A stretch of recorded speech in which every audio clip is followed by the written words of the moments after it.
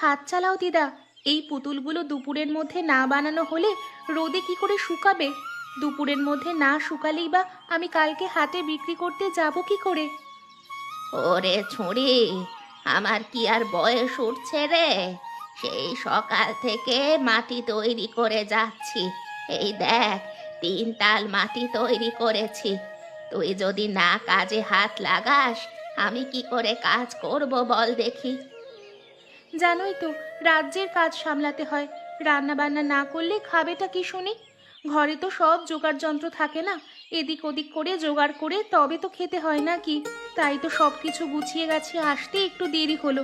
নাও নাও, আমাকে মাটি কটা দাও, আমি চাকায় ঘুরিয়ে কয়েকটা পুতুল বানিয়ে রাখি। এই মাটিগুলো পুতুলের জন্যই তৈরি করেছি।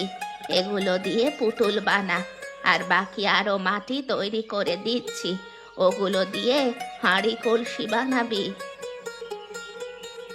দেখো তো কেমন হচ্ছে পুতুলগুলো। বড় বানিয়েছি, জোকার বানিয়েছি। দেখো দেখো, এবার রোদে দিয়ে শুকিয়ে গেলেই রং করব। বাহ বাহ, বেশ সুন্দর হয়েছে তো। এজন্য বলি, তোর হাতে চাকা যেন কথা বলে।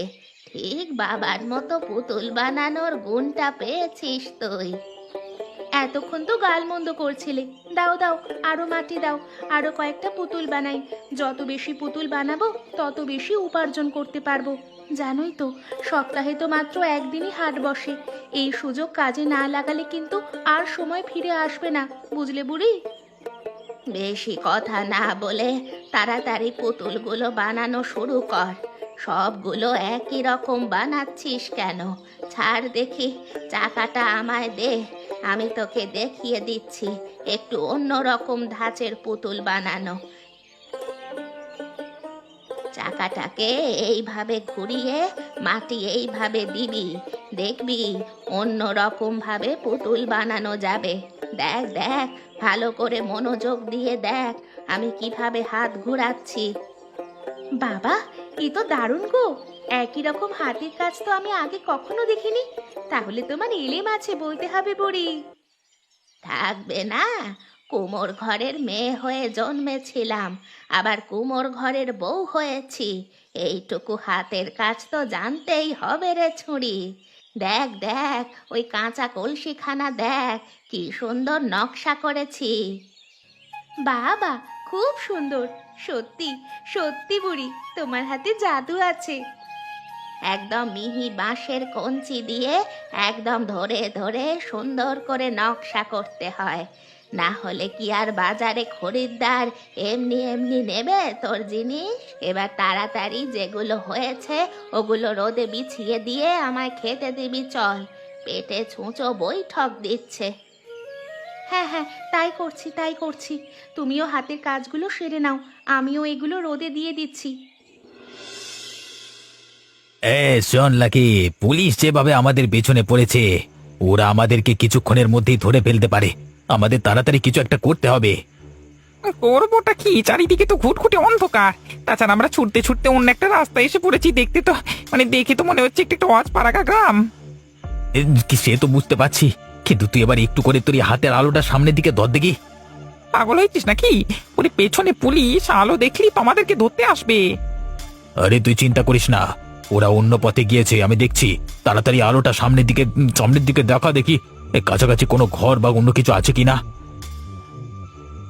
এই যে দেখ, মনে হচ্ছে সামনে একটা বাঁশের বাড়ি আছে। বাড়িটা কিন্তু তেমন পাকাপোক্ত নয়, গিয়ে ঢোকাই যায়। হুট করে ঢোকা যাবে না, এসব জায়গা আমরা চিনি না। যদি চিৎকার করে লোক জড়ো করে তাহলে সমস্যায় পড়ে যাব। ভেবে চিনতে পা বাড়াতে হবে। চুপচাপ আমার পেছনে পেছনে আয়।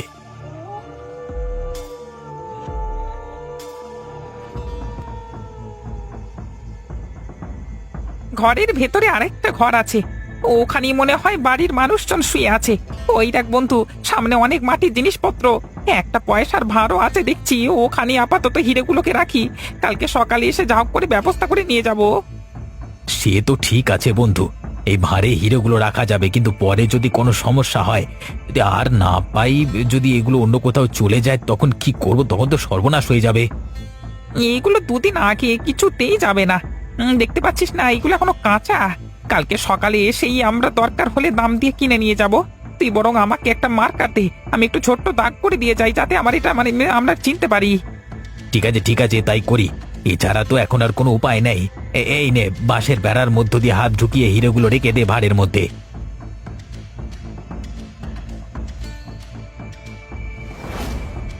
সবকিছু ঠিকঠাক ভাবে রেখে দিলাম, এবার মার্কার দিয়েও দাগ করে দিলাম। এবার তাড়াতাড়ি এখান থেকে চলে যাই, চল, কেউ দেখবার আগে চল।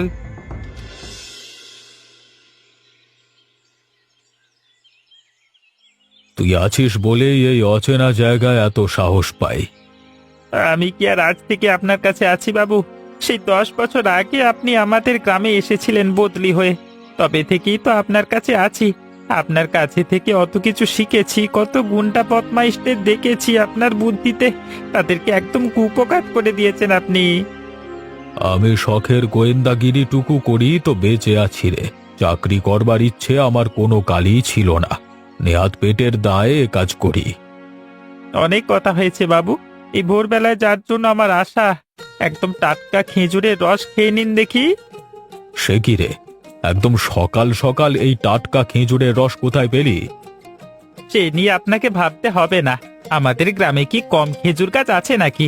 সেখানে হাঁড়ি বসিয়েছিল দেখেছিলাম, বলে রেখেছিলাম আপনার জন্য নেব। ভোরবেলায় আমাদের বাড়িতে দিয়ে গেছে, আমিও সব বাদ দিয়ে দেরি না করে আপনার কাছে নিয়ে চলে আসলুম। তাড়াতাড়ি খেয়ে বলুন দেখি। এ তো একদম অমৃত রে। সত্যি, তুই ছিলি বলি তো মাঠে টাটকা সবজি ফল আর একটা নিজের মতো কথা বলবার মানুষ পেয়েছি। আপনি আমার জন্য কম করেছেন বাবু? আমার ছেলেটার স্কুলের খরচ, আমার বাড়ির যখন যা প্রয়োজন, সবই তো আপনি দেন। ভালো কথা। কালকে রাতে পুলিশের বড়বাবু আমাকে দুটো ছবি পাঠিয়েছেন। মহামূল্যবান হিরে চুরি করে দুটো চোর আমাদের গ্রামের দিকেই এসেছে। এর আগে অনেক বড় বড় চুরি ডাকাতি করেছে। প্রয়োজন হলে এরা মানুষ খুন করতেও একবারও ভাবে না। খুব ডেঞ্জারাস ক্রিমিনাল। আপনি চিন্তা করবেন না বাবু, প্রতিবার যেমন আমি আপনাকে সাহায্য করে এসেছি, এবারও সেভাবেই সাহায্য করব। ভরসা রাখুন। আমি এখন যাই, ওই রুনুদের বাড়িতে বাঁশের ঘরটা সারিয়ে দিতে হবে। মেয়েটা কতবার বলেছে আমাকে। একটু বাইরে বেরিয়ে আসুন দেখি, বাড়ি থেকে আছেন? বাড়িতে আমি আছি, বলুন কি দরকার? দরকার আছে, কিন্তু তোমার মতো পুচকে ছোড়া আমাদের কোনো দরকারে লাগবে না। বাড়ির বড় মানুষকে ডাকো, বড় মানুষকে। পুচকে বলবে না বলে দিচ্ছি। এই দেখেছো তো আমার পিঠে কি আছে? তীর ধনুক, একদম এটা দিয়ে সবকিছু করতে পারি আমি। কথার কি আছে? আর বাড়িতে যখন কেউ নেয় চুপচাপ ভাড়াটা নিয়ে কেটে পড়ি, চলো না। আরে বাবা, এখান থেকে একবার বেরিয়ে যেতে পারলে কি আর এখানে ফিরবো নাকি? ওই দেখ, সামনেই তো মাটির সব জিনিসপত্র সাজানো আছে। চুপচাপ ভাতটা নিয়ে এখান থেকে ছুট দি চল। বাচ্চা ছেলেটা যদি কিছু বলে, ওকে একদম খতম করে দেব। সাহস তো কম নয় তোমাদের, আমাকে না বলে হাত দিচ্ছ। তারাও তোমাদের দেখাচ্ছি মজা। এই নাও তীরের ঠেলা সামলাও। ও মা গো, মরে গেলাম গো, মেরে ফেললো রে বাপরে। হাতটা পুরো রক্তাক্ত করে ফেললো রে বাপরে। ও বাপরে বাপরে। সাহস কত?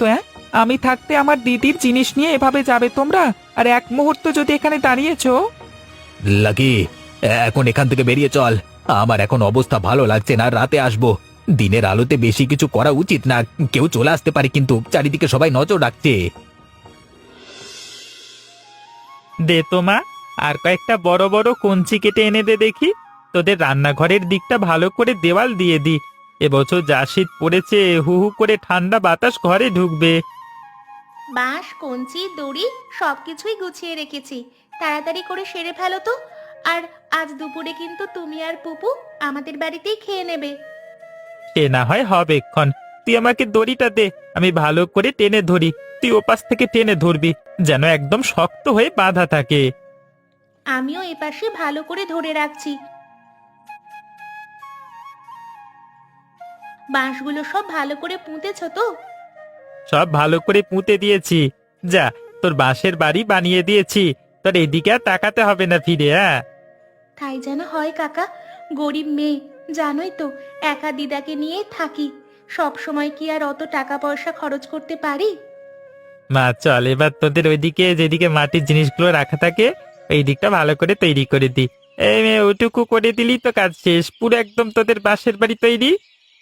কিন্তু ওখানে কিন্তু সাবধানে কাজ করো কাকা। নিচে সব মাটির জিনিস রাখা আছে, কিন্তু সরাতেও পারবো না, না হলে তো সরিয়েই দিতাম। আরে হ্যাঁ হ্যাঁ ঠিক আছে, আমি দেখে শুনে করব। তুই আমাকে একটা একটা করে বাঁশ ধরিয়ে দে, আমি একটা একটা করে ওপরে দিয়ে দিচ্ছি। সাবধানে দিবি কিন্তু, আগে ওপরটা না ঠিক করলে নিচটা ঠিক করতে পারবো না যে। ঠিক আছে, আমি একটা একটা ধরিয়ে দিচ্ছি, তুমি বরং সাবধানে কাজ করো। পুপুর মুখে শুনলাম সকালে নাকি এসেছিল তোদের ঘরে, তীর ধনুকের ভয় দেখিয়ে তাড়িয়েছে। হ্যাঁ কাকু, আমিও এসে শুনলাম। দিদিমা তো বাড়িতে নেই, আমি একটু কাজে বাইরে বেরিয়েছিলাম পুপুকে রেখে, আর এর মধ্যেই নাকি এত সব কাণ্ড ঘটে গেছে।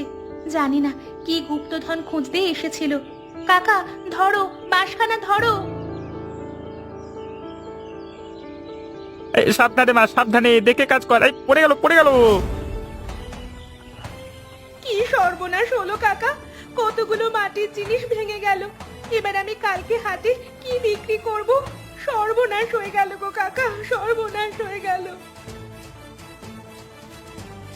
তোর মাটির ভাঁটটা ভেঙে ওগুলো কি চকচক করছে বলতো? দে তো দেখি আমার হাতে। বেশ মূল্যবান জিনিস মনে হচ্ছে দূর থেকে, এত তীব্র আলোর ছটা ছড়াচ্ছে। আমিও তো এতক্ষণ লক্ষ্য করিনি, এসব জিনিস আমাদের ঘরে কোত্থেকে এলো। এবার বোধহয় আমি জিনিসটা দিয়ে চার করে ফেলতে পেরেছি। এতদিন বাবুর পেছন পেছন ঘুরেছি, এইটুকু গোয়েন্দা বুদ্ধি আমারও হয়েছে। আমি তো তোমার কথার মাথা মুন্ডু কিছুই বুঝছি না কাকা। বুঝতে হবে না বেশি কিছু তোকে, সাবধানে থাকিস মা, তোদের উপর আবার হামলা হতে পারে। আর খুব সাবধানে আজকে রাতটা থাকিস। হ্যাঁ, আমি আর পুপু থাকবো তোদের সঙ্গে। তাড়াতাড়ি গিয়ে দুলাল বাবুকে খবর দিয়ে আসি, বুঝলি? এগুলো সব হিরে, শুধু জেনে রাখ এটুকু। এভাবে বসে বসে কি আমরা এখানে গ্রাম পাহারা দেব নাকি লাকি? চিন্তা করো না, আমি সব খবরই নিয়ে এসেছি, আরেকটা বুদ্ধি পেয়েছি। কিসের বুদ্ধি? তা কি খবর নিয়ে এসেছিস? এনেছি। ও বাড়িতে একটা বয়স্ক বুড়ি আর তার নাতনি থাকে, বুঝলে, খুবই অসহায়। কালকে সন্ধ্যেবেলায় ওরা হাটে সব জিনিসপত্র বিক্রি করতে যাবে, তার আগেই আমাদের ঘরটা সারিয়ে ফেলতে হবে। আজকে সকালে যা সব ঘটনা ঘটলো, মনে হয় বাচ্চা ছেলেটা ওদেরকে সব বলে দিয়েছে। এবার তোরা আরো সতর্ক হয়ে যাবে। আমি বুঝে শুনে একটা বুদ্ধি করেছি, শোনো তাহলে। একটা উড়ো চিঠি দিয়ে দাও যে আজকে রাতেই আমরা ওদের বাড়িতে হানা দেব। আশা করি ওরা এখনো জানে না আমরা কেন ওদের বাড়িতে আক্রমণ করছি। তাহলে পুলিশ এতক্ষণে গোটা গ্রাম ঘিরে ফেলতো। অসহায় বুড়ি আরো নাতনি এমনিতেই ভয়ে ঘর ছেড়ে পালাবে। আর যদি ওই বাচ্চা বেশি বাড়াবাড়ি করে, রাতে জাগে এবং ভোরবেলা জাগতে পারবে না। সেই সুযোগই আমরা ওদের চুপ করে ভার নিয়ে একদম গ্রাম শহর ছাড়িয়ে চলে যাব। চিঠিটা স্পষ্ট করে লিখে দেবে, পুলিশ খবর দিলে কিন্তু বিপদ আছে। কথাটা কিন্তু খারাপ বলিসনি। সোজা আঙুলে ঘি না উঠলে তো আঙুল বাঁকাতেই হবে। তাড়াতাড়ি একটা কাগজ কলম দে তো আমাকে, এক্ষুনি লিখে দিচ্ছি। এবার আস্তে করে সন্ধেবেলায় গিয়ে ওদের ঘরে এই চিঠিটা ছুঁড়ে মেরে আসবো, কি বলো? একদম। তারপর বাকি অবস্থা আমরা বুঝে নেব। হয় কালকে ভোর রাতে ওরা থাকবে, না হয় আমরা থাকব।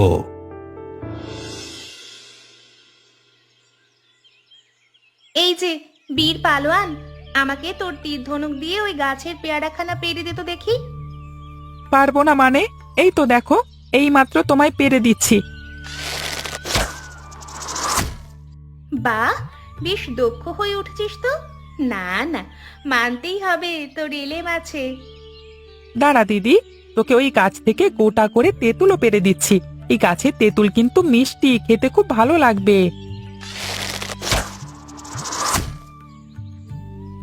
বাবা, সত্যিই তোরে ভাই, কি মিষ্টি তেঁতুল, দারুণ খেতে। আরো গোটা কয়েক পেরে দে তো দেখি, বাড়ি নিয়ে যাব সঙ্গে করে। তেঁতুলের আচার করে খাওয়াবো কিন্তু। সত্যি খাওয়াবি দিদি? তোকে আরো কয়েকটা তেঁতুল পেরে দি। দুলাল জেঠু যে তোর মতো একটা গাধাকে ঘোড়া তৈরি করেছে, এই জন্য ওনাকে অনেক ধন্যবাদ।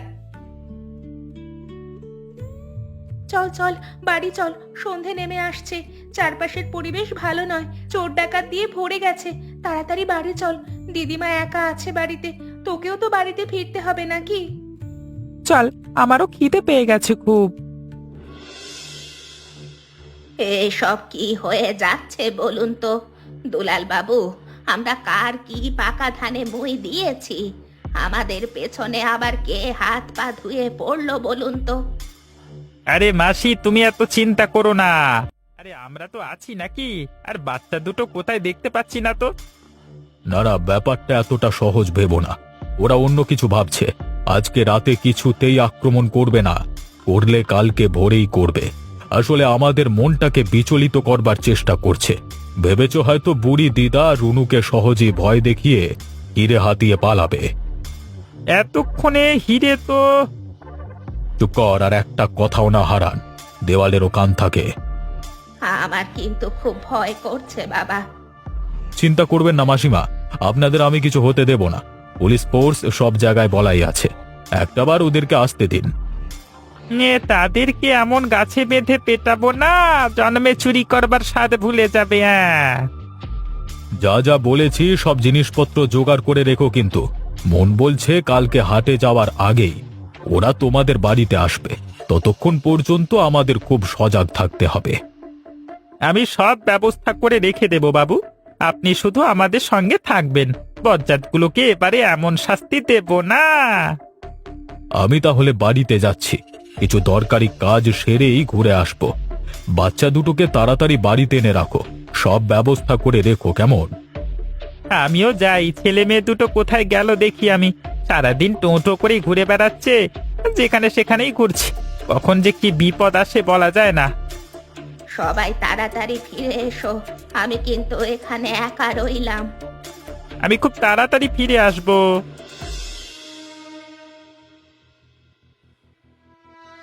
সাবধান সবাই, মনে হয় ওরা আসছে। ভোর হয়ে গেছে, ওরা কিন্তু আর বেশি দেরি করবে না। চিন্তা করবেন না বাবু, ওদের স্বাগত জানানোর জন্য সব ব্যবস্থা আমি করে রেখেছি। বেটা, ছেলেরা আসুক না একবার। ঢুকছে মনে হয়, ওরা ঢুকছে ঢুকছে। আস্তে করে ঘরের ভেতর ঢুকে ভাড়া নিয়ে চলে আসবি। কাকপক্ষিত যেন টেন না বা, ঠিক আছে? মনে হয় ওরা সব ঘুমিয়ে পড়েছে, চারিদিকে খুব নিশ্চুপ। এক্ষুনি নিচ্ছি। চলে গেল, ব্যথা হচ্ছে। কিসে কাটলো? ওরে বাপরে, এখানে কিছু আছে নাকি? ওরে বাড়ি কিচ্ছু হবে না, তারা আমি যাচ্ছি। মাগো, এত জোরে আচার খেলাম কি করে? উড়ে বাপরে, সামনে তো কিছু নেই। কি ভেবেছিলে ওরা তোমাদের জন্য বরণ ডালা সাজিয়ে রাখবে? নিশ্চয়ই এগুলো ওদেরই বুদ্ধি।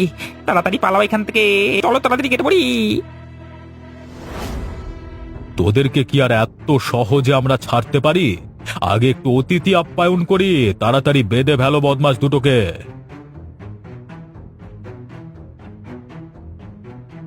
ফেঁসে গেলাম লালা। এ তো সেই গোয়েন্দা অফিসার, মনে আছে এরা কে? মনে পড়েছে তাহলে? এবার ভালোই ভালোই সবকিছু স্বীকার করো দেখি। তোমাদের হিরে এখানে নেই, তা অনেক আগেই আমি পুলিশের কাছে দিয়ে এসেছি। ওই ভাঁড়ে কিছুই নেই। যে ভাঁড়ে তোমরা হাত দিয়েছিলে ওখানে কাঁকড়া রাখা ছিল, ওটাই কামড়েছে তোমাদের। আমরা কিছু জানি না, আমরা কোনো হিরে আনতে আসিনি। বলবে না তাই না? দেবো নাকি সেদিনের মতো হাতে একটা তীর বাঁধিয়ে? হ্যাঁ ভাই, এমনিতে তো ধরা পড়ে গেছি, সেই জেলের ভাতই খেতে হবে।